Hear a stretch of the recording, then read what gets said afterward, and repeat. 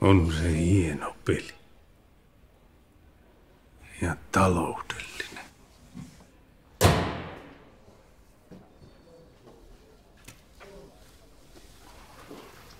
Pienet vakuutusmaksut ja autoverot.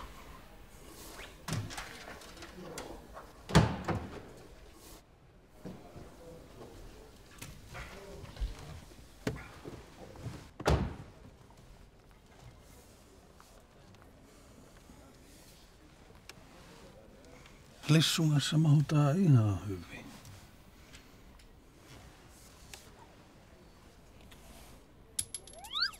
Moro. Moro. Olisiko nyt sopiva aika puhua inflaatiosta, tuotosta ja riskistä? No onhan vaan tää vähän semmonen paikka, mutta anna palaa coachi. Tuotolla ja riskillä on hyvin läheinen suhde. Mitenkä läheinen? Ne kulkee käsi kädessä.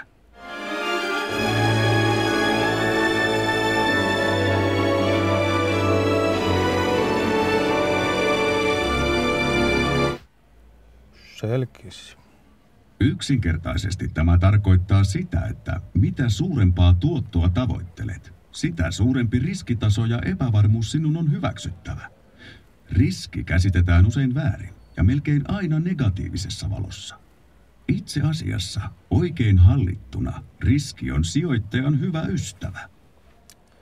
Yes, sir. Havainnollistetaan hieman. Mikä on, Esko, sinun mielestäsi riskittömin tapa sijoittaa rahaa?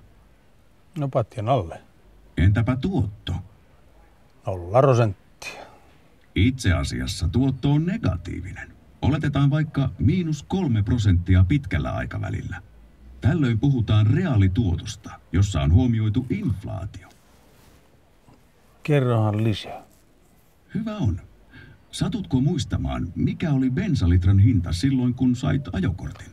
Se oli semmoinen 4 markkaa. Eli runsaat 60 senttiä ja vuosi oli 1980. Lähelle meni. Reilu 40 senttiä per litra euroina. Ajatellaanpa, että vuonna 80 olisit bensan ostamisen sijaan laittanut 500 markan setelin, eli noin 84 euroa, patjan alle jemmaan. Vuonna 80 olisit saanut tuolla rahalla noin 200 litraa bensaa karvanokkakorellaasi. Mutta kun nyt yli 3 vuosikymmentä myöhemmin päätät kaivaa tuon patjan alle säästämäsi rahasumman ja menet bensa-automaatille, niin saatkin samalla rahalla enää alle 50 litraa. Siis 4 kertaa vähemmän. Eli mitä tästä opimme? Eli ei rahaa patjan alle. Juuri näin. Ja älä ikinä myöskään säästä rahaa pitkäksi aikaa pankin käyttelytilille, jonka korko on lähellä nollaa. Sama asia. Yes, sir. No niin. Tuotto ja riski kulkevat siis käsi kädessä. Ja Esko, muista tämä. Sellaista yhdistelmää kuin korkea tuotto ja matala riski ei ole olemassakaan.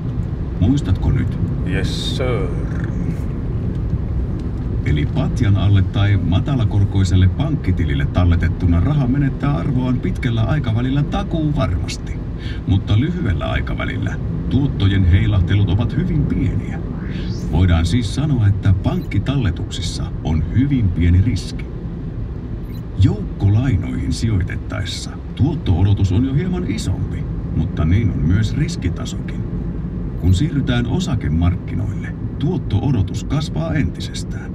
Mutta samalla tuottojen heilunta eli volatiliteetti on suurempaa, eli riskitaso kasvaa niin ikään. Voi video. Eli mitä korkeampi tuotto-odotus, niin sen korkeampi riski. Mut hei, nyt minun pitää soittaa Lissulle. Juu. Joo, no niin. Moi moi. Moi Lissu. Joo, ihan kohta onko tuossa. Kuule, mulla on tässä pieni yllätys.